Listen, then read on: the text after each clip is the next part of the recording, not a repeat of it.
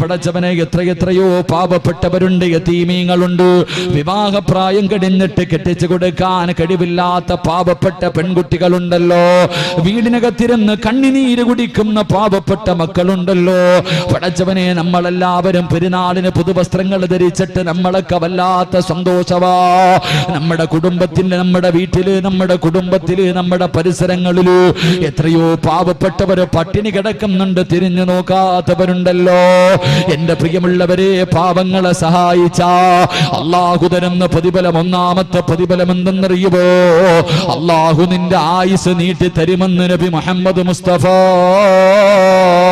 അള്ളാന്റെ റസൂല് പറയുകയാ. പടച്ച റബ്ബ് നിന്റെ ആയുസ് നീട്ടി തരും. ഒരു പാവപ്പെട്ടവനെ സഹായിച്ചാ കിട്ടുന്ന പ്രതിഫലവാ. അള്ളാഹുവിന്റെ പ്രവാചകൻ സല്ലല്ലാഹു അലൈഹി വസല്ലമ തങ്ങളുടെ മുന്നിൽ മുഖറബുൽ അംലാഖ് മലക്ക് ജിബ്രീൽ അലൈഹിസ്സലാം ഇറങ്ങി വന്നിട്ട് പാതിരാത്രി അള്ളാന്റെ റസൂലിനോട് പറയുന്നു, യാ റസൂലല്ലാഹ്,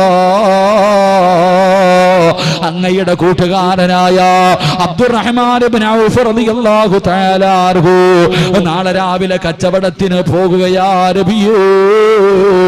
ഇനി തിരിച്ചു വരൂല നബിയേ, ഇനി തിരിച്ചു വരൂല നബിയേ, ഇനി തിരിച്ചു വരുന്നത് മയ്യത്താ നബിയേ.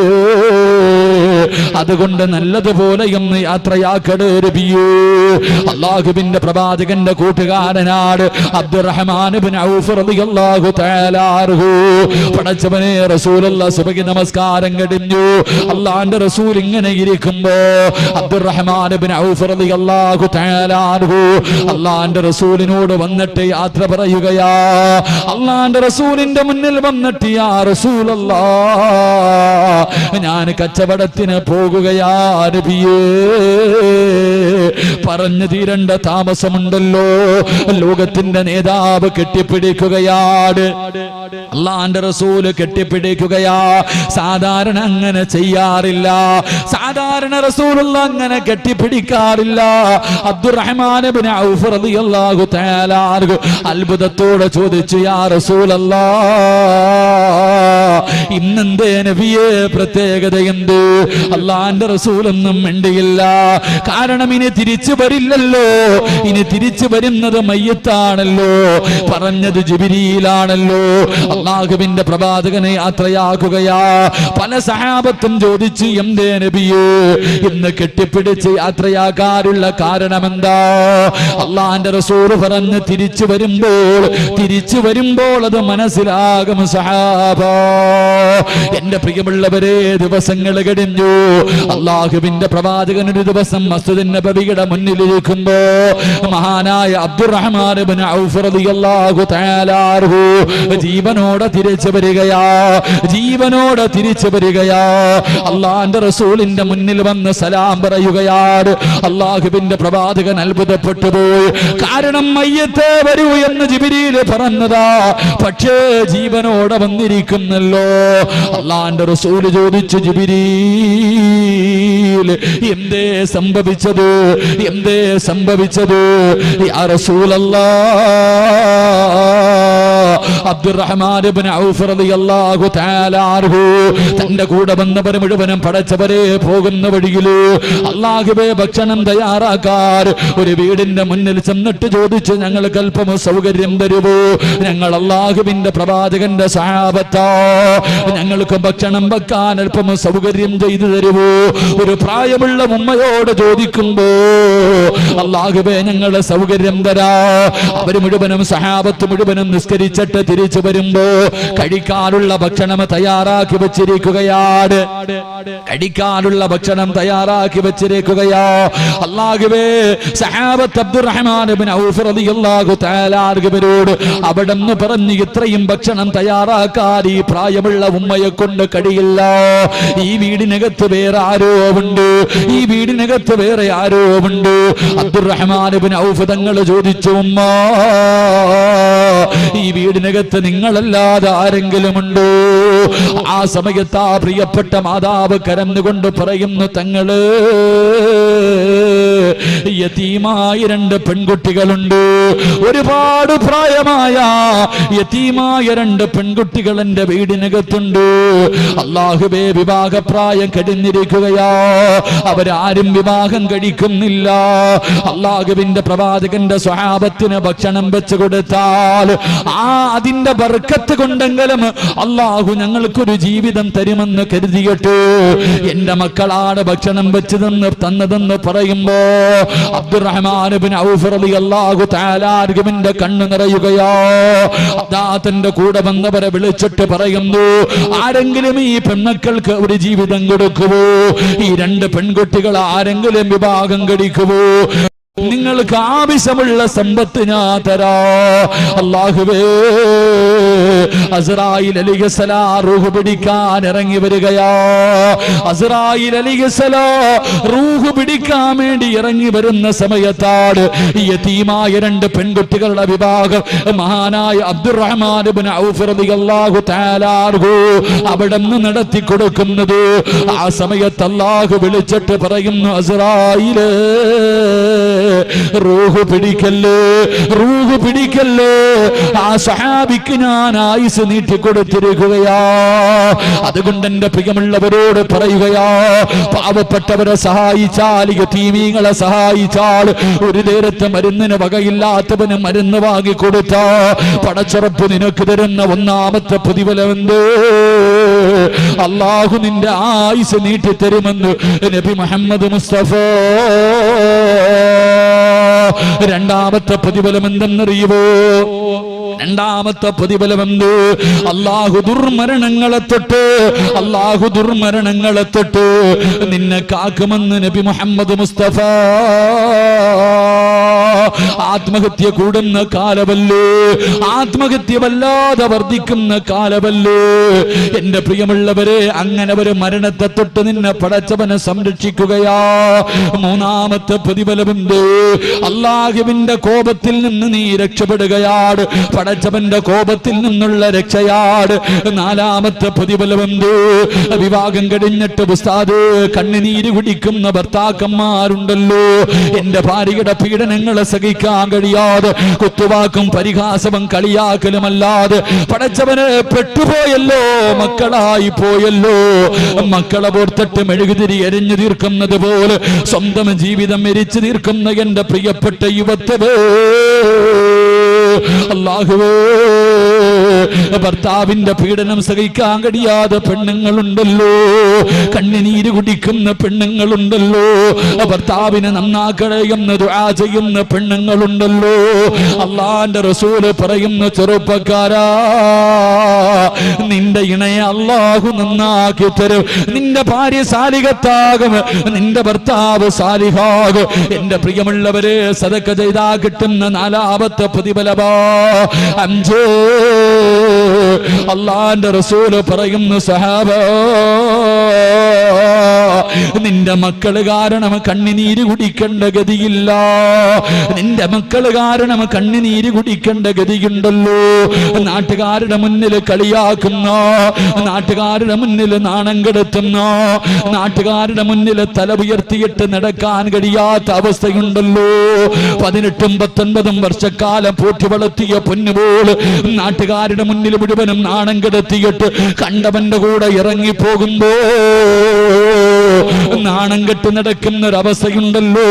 കള്ളു കുടിച്ചിട്ട് വീട്ടിൽ കയറി വന്ന് ഉപ്പയെ തല്ലുന്ന മക്കളുണ്ട്, ഉമ്മാനെ ചീത്ത വിളിക്കുന്ന മക്കളുണ്ട്. അല്ലാഹുവേ, പണം കെട്ടി ഒരു വലിയ വീട് വന്നു ഒരു പണക്കാരിയായ പെണ്ണിനെ കെട്ടിക്കഴിയുമ്പോ പ്രായമായ വാപ്പയെയും ഉമ്മയെയും വൃദ്ധസദനത്തിലേക്ക് കൊണ്ട് വലിച്ചെറിയുന്ന മക്കളുണ്ടല്ലോ. നമ്മൾ ജീവിക്കുന്ന കാലഘട്ടം ഏത് കാലഘട്ടമെന്നറിയുമോ? പ്രായമുള്ള ഉമ്മയെ കാണിച്ചിട്ട് തന്റെ കൂട്ടുകാരോട് ഇതാണ് എന്റെ ഉമ്മയെന്ന് പറയാ. ഇന്നത്തെ യുവതലമുറകൾക്ക് നാണക്കേട് തോന്നുന്ന കാലമാ. സ്വന്തം ഉമ്മയെ ചാക്കിനകത്ത് കെട്ടിയിട്ട്, രോഗം പിടിച്ച പ്രായമുള്ള ഉമ്മാനെ ചാക്കിൽ കെട്ടിയിട്ട്, അല്ലാഹുവേ, റോഡിന്റെ ചാരത്ത് കൊണ്ടുവന്ന് തള്ളിയിട്ടിട്ട് പോകുന്ന മക്കളുടെ കാലമാ. എന്റെ പ്രിയമുള്ള ചെറുപ്പക്കാരാ, എന്റെ പ്രിയമുള്ള വാപ്പാ, റസൂലുള്ള പറയുന്നു, നിനക്ക് കിട്ടുന്ന പ്രതിഫലം എന്തെന്നറിയുമോ? നിന്റെ മക്കള് കാരണം കണ്ണിനീര് കുടിക്കേണ്ട ഗതി നിനക്ക് വരില്ലെന്ന് നബി മുഹമ്മദ് മുസ്തഫ സല്ലല്ലാഹു അലൈഹി വസല്ലമ തങ്ങൾ പറയുകയാ. ആറാമത്തെ പ്രതിഫലമെന്ത്? ആറാമത്തെ പ്രതിഫലമെന്ത്? ഇന്ന് നിന്റെ വീട് കാണാ പാവങ്ങളെ സഹായിച്ച, യതീമീങ്ങളെ സഹായിച്ച നിന്റെ വീട് കാണാൻ റഹ്മത്തിന്റെ മലക്കിറങ്ങി വരുമെന്ന് നബി മുഹമ്മദ് മുസ്തഫ. നിങ്ങളുടെ വീട് കാണാ റഹ്മത്തിന്റെ മലക്കുകൾ ഇറങ്ങി വരികയാ. ഇത് ദുനിയാവിലെ പ്രതിഫലമാ, ഇത് ദുനിയാവിലെ പ്രതിഫലമാ. ഇനി മരണത്തിന്റെ പ്രതിഫലം കേൾക്കടോ, ഇനി മരിക്കുന്ന സമയത്ത് കിട്ടുന്ന പ്രതിഫലം കേൾക്കടോ. അല്ലാഹുവിന്റെ റസൂല് പറയുന്നു, വാപ്പാ ഈ ലോകത്ത് നിന്ന് യാത്ര പറയുമ്പോ, സക്കറാത്തിന്റെ അവസ്ഥയിൽ കിടക്കുമ്പോ ഈ കൊടുക്കുന്ന സൽക്കർമ്മത്തിന്റെ പ്രതിഫലമായ സ്വർഗം കണ്ട് മരിക്കാനുള്ള ഭാഗ്യവാ, സ്വർഗം കണ്ട് മരിക്കാനുള്ള ഭാഗ്യവാ. പ്രസവ വേദന അനുഭവിച്ചിട്ട് മരണവേദനയാണെന്ന് പറയുന്ന പെണ്ണ് യതീമായ മക്കളെ സഹായിച്ച, പാവങ്ങളെ സഹായിച്ച, അല്ലാഹുവിന്റെ ഖുർആൻ പഠിക്കുന്ന സ്ഥാപനങ്ങൾക്ക് കൊടുത്ത, അല്ലാഹുവിന്റെ പള്ളിക്ക് കൊടുത്ത, മദ്രസയിൽ പഠിക്കുന്ന മക്കൾക്ക് കിതാബ് വാങ്ങിക്കൊടുത്ത, ഇതുപോലെയുള്ള നല്ല സദസ്സുകൾക്ക് കൊടുത്ത അല്ലാഹു നിങ്ങൾക്ക് തരുന്ന പ്രതിഫലം മരിക്കുന്ന സമയത്ത് കണ്ടിട്ട് മരിക്കാനുള്ള ഭാഗ്യവാ. അല്ലാഹുവിന്റെ സ്വർഗം കണ്ടിട്ട് പുഞ്ചിരിക്കുന്ന മുഖത്തോട് നെറ്റിത്തടം വിയർത്തിട്ട് മൂക്കിന്റെ ദ്വാരം ഇങ്ങനെ വിശാലമായി മുഖം പ്രകാശിക്കുന്ന രീതിയിൽ കിടക്കുന്നാനുള്ള ഭാഗ്യവാ. രണ്ട്, അല്ലാഹുവിന്റെ ഖുർആൻ പറയുകയാ, ഇവിടത്തെ പള്ളിക്കാട്ടിൽ നിന്ന് നാളെ പടച്ചവന്റെ പരലോകത്തേക്ക് ജനങ്ങൾ എഴുന്നേറ്റ് പോകുമല്ലോ. എങ്ങനെയാ പോകുന്നത്? എങ്ങനെയാ പോകുന്നത്?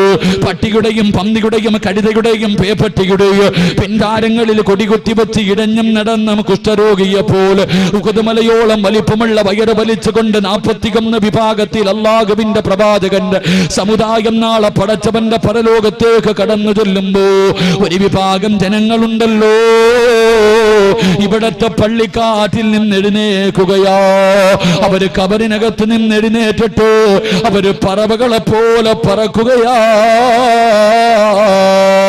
പടച്ചവന്റെ സ്വർഗത്തിലേക്ക് പറവകളെ പോലെ പരലോകത്ത് കൂടെ പറന്ന് പറന്ന് പോവുകയാണ്.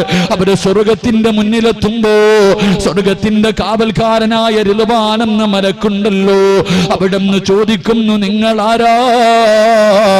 പറവകളെ പോലെ പറന്ന് വരുന്നല്ലോ, പറവകളെ പോലെ പറന്ന് വരുന്നല്ലോ. നിങ്ങളാരാ? നിങ്ങളാരാ? നിങ്ങൾക്ക് ഈ പ്രതിഫലം കിട്ടാനുള്ള കാരണമെന്താ? ആ സമയത്തിന്റെ പ്രിയമുള്ളവര് റിളുവാനെന്ന മലക്ക് അത്ഭുതത്തോടെ ചോദിക്കുകയാണ്, ഹൽ റഅയ്തു ഹിസാബ്, ഹൽ റഅയ്തു സിറാത്ത്. ഇത്ര പെട്ടെന്ന് കഴിഞ്ഞു, ഇത്ര പെട്ടെന്ന് നിന്റെ വിചാരണ കഴിഞ്ഞു, നീ സിറാത്ത് കടന്നിട്ടാടോ വന്നത്? എന്റെ പ്രിയമുള്ളവരെ, പറക്കാമോഹമുണ്ടോ? പറക്കാമോഹമുണ്ടോ? അല്ലാഹുവിന്റെ ഖുർആനാ പറഞ്ഞത്, വയുതഇമൂന തആമ അലാ ഹുബ്ബിഹി മിസ്കീനൻ വയതീമൻ വഅസീറാ ഇന്നമാ നുതഇമുകും ലിവജിഹില്ലാഹ് ലാ നുരീദു മിൻകും ജസാഅൻ വലാ ശുകൂറാ ഇന്നാ നഖാഫു മിർ റബ്ബിനാ യൗമൻ അബൂസൻ ഖംതരീറാ ഫബകാഹുമുല്ലാഹു ശർറ ദാലികൽ യൗം. പടച്ചുറപ്പേ, ഏറ്റവും ശർറായ ദിവസം നിനക്ക് വിജയമാ. അതുകൊണ്ട് എന്റെ പ്രിയമുള്ളവരോട്, പടച്ചവരെ, പാപങ്ങളെ സഹായിച്ച എത്രയോ പാവപ്പെട്ടവരുണ്ടല്ലോ. മദ്രസ തുറക്കാൻ പോവുകയാണ്, കിതാബ് വാങ്ങാൻ, ഖുർആൻ വാങ്ങാൻ, മദ്രസയിൽ പഠിക്കുന്ന പുസ്തകം വാങ്ങാ കഴിവില്ലാത്ത എത്രയോ പാവങ്ങളുണ്ട് ചെറുപ്പക്കാരാ. കൊടുത്താ കിട്ടുന്ന പ്രതിഫലമാ. അല്ലാഹ് അല്ലാഹു നിനക്ക് തരുന്ന പ്രതിഫലം പറവയെ പോലെ പടച്ചവന്റെ പരലോകത്തിന്റെ മുകളിലൂടെ പറക്കാറുള്ള ഭാഗ്യവാ. എന്റെ പ്രിയമുള്ളവരെ, മരണവേദനയുടെ വേദന അനുഭവിച്ച പെണ്ണു അല്ലാഹുവിന്റെ റസൂൽ പറയുകയാണ്, അന്നത്തെ ദിവസം എങ്ങാനും ഒരു ഗർഭിണിയായ പെണ്ണുണ്ടെങ്കിൽ അവള് പ്രസവിക്കുന്ന വേദന അറിയില്ല പെങ്ങള്, അവള് പ്രസവിക്കുന്ന വേദന അറിയില്ല.